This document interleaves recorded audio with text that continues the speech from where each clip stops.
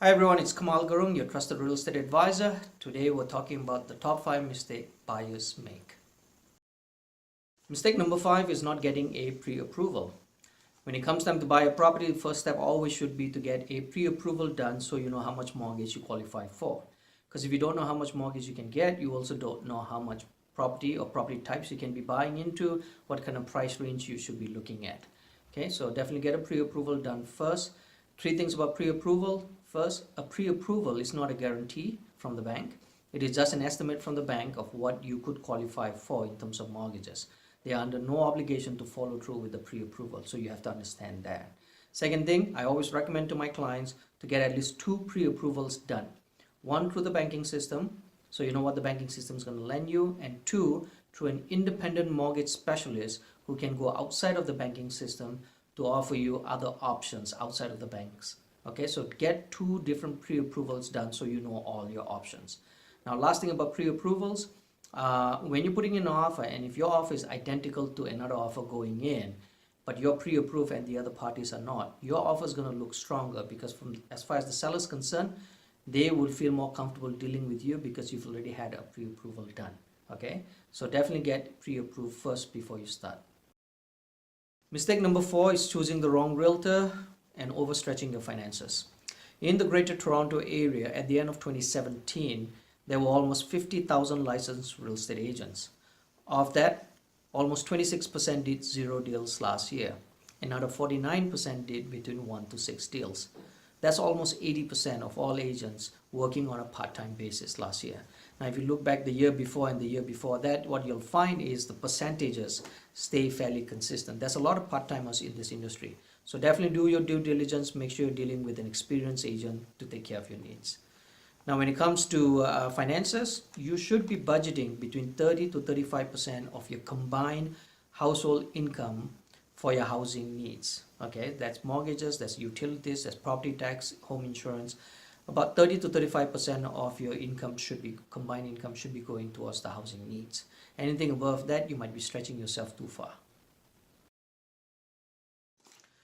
Mistake number 3 is being too rigid with your requirements.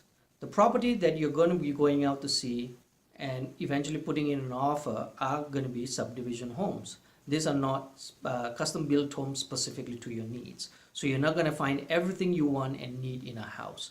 What I recommend to my clients is if you can get between 70 to 80% of all your wants and needs in a property, then you should really consider putting in an offer. Now, a couple of things here to consider. Do not compromise on your functional needs. If you need 3 bedroom, but you've just seen a property that's so beautiful, but only offers you 2 bedrooms, don't make the compromise because it's not going to work for you and your family as a property.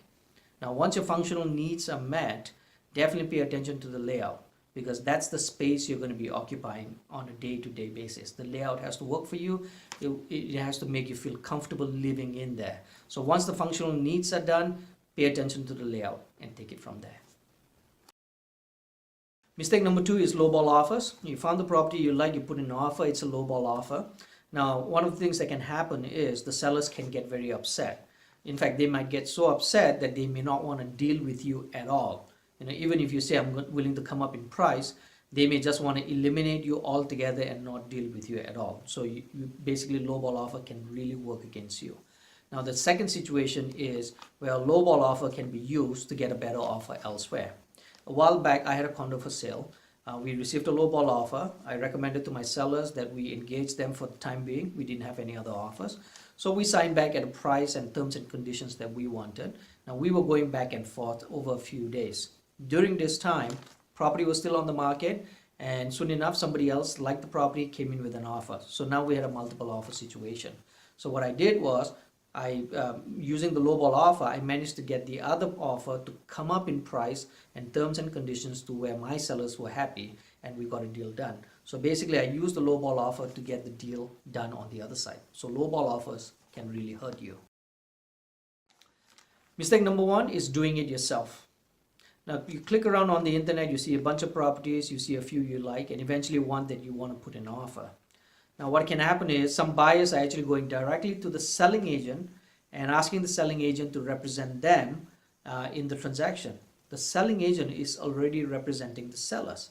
So by doing this, the idea here is that because there's only one agent involved, the sellers will save on commission, and because of that, the buyers will be able to get a better deal. Now, this is such a bad idea, okay? Now, imagine if that one agent was representing both buyers and sellers now. That one agent has control over all the information, right?